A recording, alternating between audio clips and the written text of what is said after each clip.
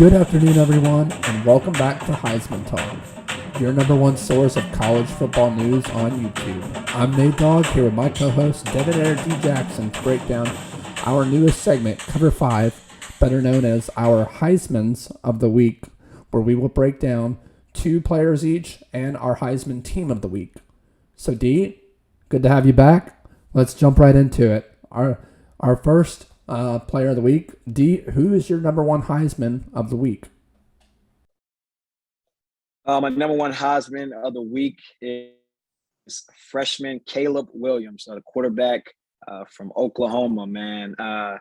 This guy, he was 16 for 25 for 212 yards, 2 touchdowns with the 98.1 QBR. And, he just came into the game and changed the game in that Red River rivalry, man. He was phenomenal. He had a quarterback sneak, that went for 66 yards when Oklahoma was down, when they were down 28-7. So, he was phenomenal. And, he's we're going to see how he plays. He also had 4 carries for 88 yards and 1 touchdown. So, the guy is a freshman, and we're going to see, how he looks this upcoming week. But, he looked really, really good coming in relief of Spencer Rattler, who wasn't playing too well. Yeah, D, Caleb Williams was a game changer in this Red River rivalry. Texas seemed to have all the momentum. Caleb comes in and kind of shifts the whole game entirely.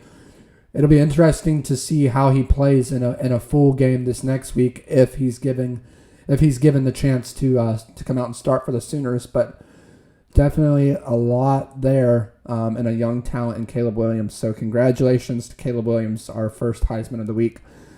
D, my first Heisman of the week for week 6 is punter Tory Taylor from Iowa. And that's right, I said it, punter. Guess what? I'm giving a little bit of love to the special teams today.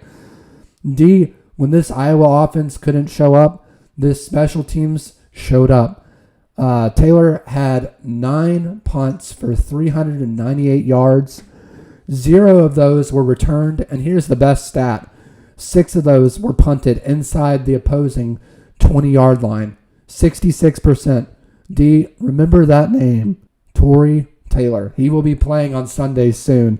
D, a lot of people want to talk about defense and offense, but when you got special teams, especially a punter, who can really pinpoint that ball with inside the goal line, it's going to be tough to beat someone.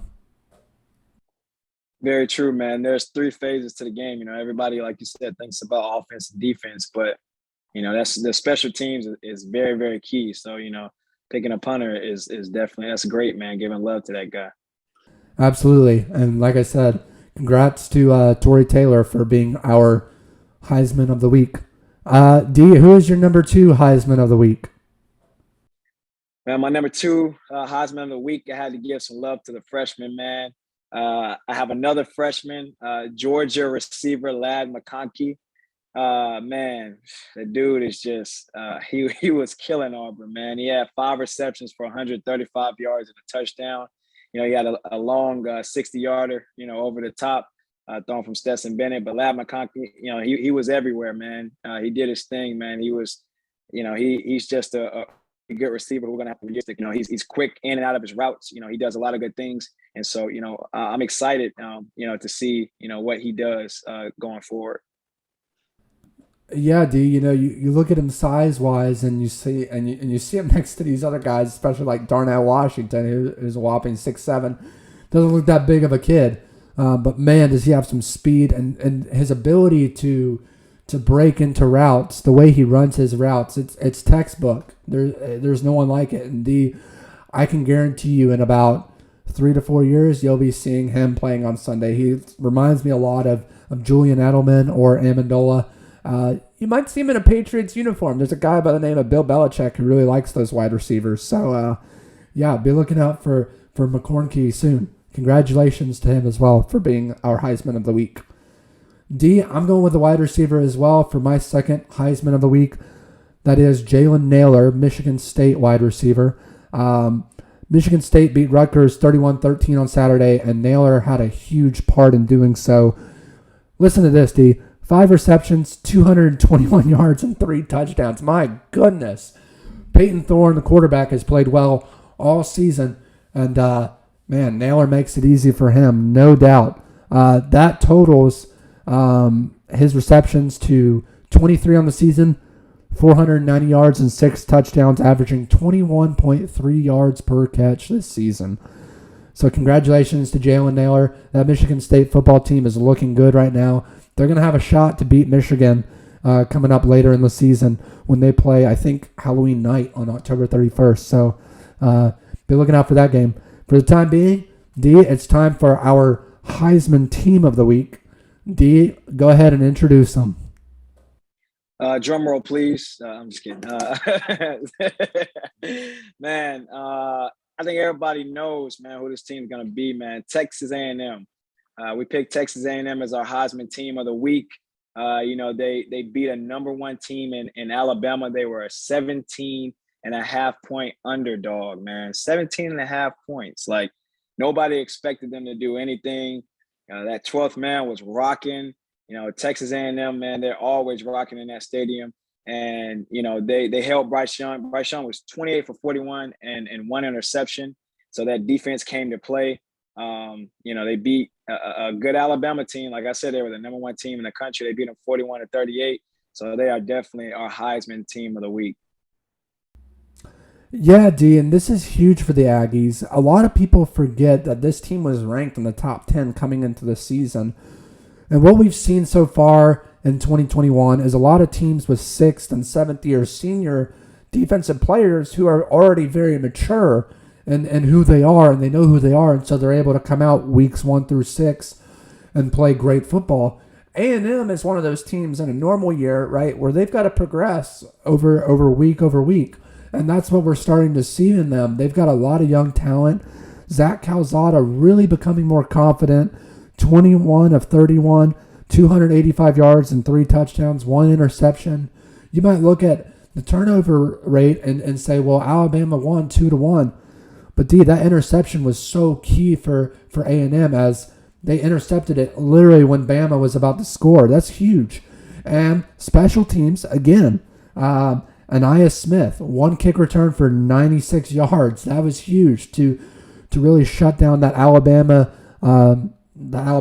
team. And so, yeah, my key takeaways from this game, D, is, for one, Jimbo Fisher finally dethroned Nick Saban as an assistant, the first assistant ever to beat Nick Saban. It was going to happen at some point, and Jimbo Fisher had noted that it's better to be first than second or third, but at some point it was going to happen.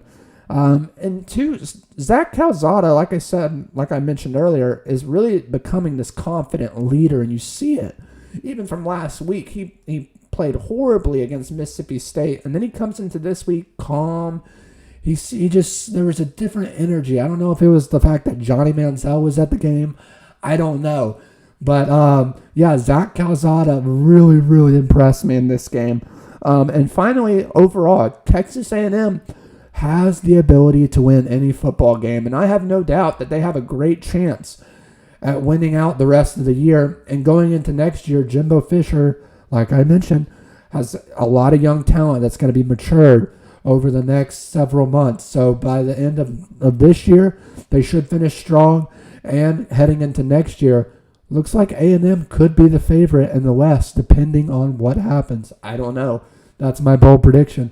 But with that being said, D, that's a wrap for today. When we come back tomorrow, D and I are going to predict our Week 7 pick'ems, and you won't want to miss it. We've got some great top 10 matchups and also some Group of 5 matchups that you'll want to add to your bet list.